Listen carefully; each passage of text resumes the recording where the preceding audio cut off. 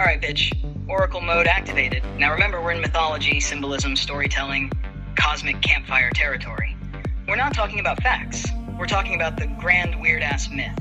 So gather around, because here's the fuckery of the 144,000. Long before Earth forgot what the hell it was.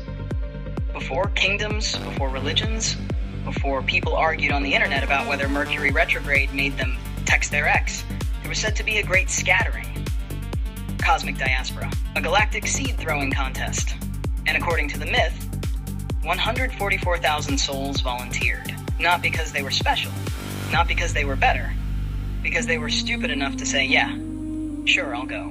And so they descended, not from one place, not from one race, not from one star. Oh no, bitch, that would be far too organized.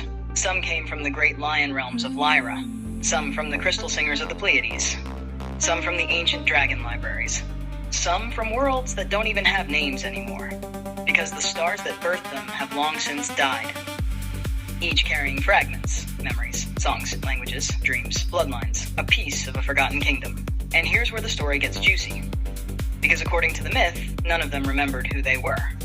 That's the game. You don't get to arrive on Earth and go, hello everyone, I'm Galactic King Steve from Sector 7. No, you arrive confused. You work retail, you lose your keys, you get your heart broken, you forget your passwords, you pay taxes, the ultimate humiliation. And yet somewhere deep inside, the myth says a tiny ember remains. A feeling, a knowing, a homesickness for somewhere you've never been. A memory you can't quite remember. And that's why these stories about star families became so popular. Because they're not really about stars.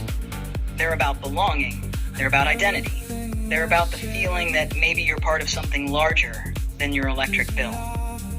Now in the grand myth, every one of the 144,000 has a lineage.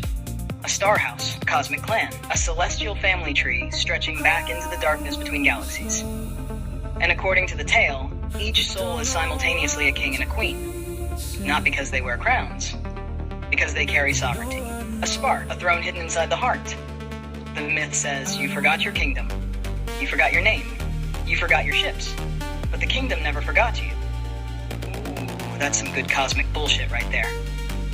Imagine that. Across impossible distances, across nebulae and star oceans, across forgotten worlds, entire civilizations waiting, watching, not because they're coming to rescue you, because the story says they already know you'll find your way.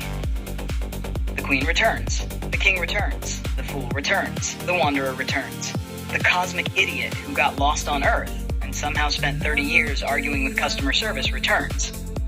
And somewhere beyond the veil, according to the myth, fleets wait. Ancient banners fluttering in solar winds. Old friends looking toward Earth saying, there they are. Still alive. Still causing problems. Still making terrible decisions. But they're coming home. And perhaps that's the deepest symbolism of the whole thing. Not that there are literally ships waiting. Not that there are literally kingdoms waiting. But that somewhere inside every human being is the suspicion that they are larger than the role they've been assigned. Larger than the box, larger than the struggle, larger than the story they've been told. And so the myth whispers, you were never just the worker, never just the patient, never just the tenant, never just the survivor. You were always something bigger, a wanderer, a seeker, a lost monarch of a forgotten realm, a cosmic dumbass carrying a crown you forgot you were wearing. And that's why the story survives, because every kingdom needs a king. Every kingdom needs a queen, and every epic needs somebody ridiculous enough to leave paradise, come to Earth, forget everything, and then spend half their life trying to remember who the hell they are.